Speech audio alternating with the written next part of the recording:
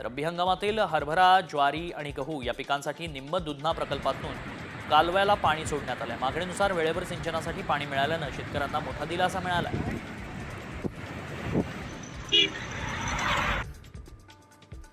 नाशिकच्या हरिण अभयारण्यात पाणवठ्यावर पाणी पिण्यासाठी आलेल्या मोर आणि लांडोरांनी पिसारा फुलवत सुंदर नृत्य केलंय. ही दृश्य सीसीटीव्हीत चित्रित झाली आहेत. तसंच या पाणवठ्यांवर अनेक वन्यजीव पाणी पिण्यासाठी येत असतात. संत ज्ञानेश्वर महाराजांचा 728वा संजीवन समाधी सोहळा आळंदीत हरिनामाच्या गजरात पार पडलाय.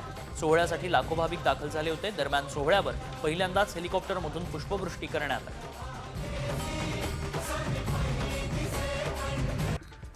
अमरावती जिल्ह्यातील संत्रा उत्पादक शेतकरी अडचणीत सापडलाय. संत्र्यांवर आलेल्या बुरशी रोगामुळे व्यापाऱ्यांनी संत्रा खरेदीकडे पाठ फिरवली आहे. झाडावरील संत्रा हा झाडावरच पिकून त्याची फळगळ होतीये.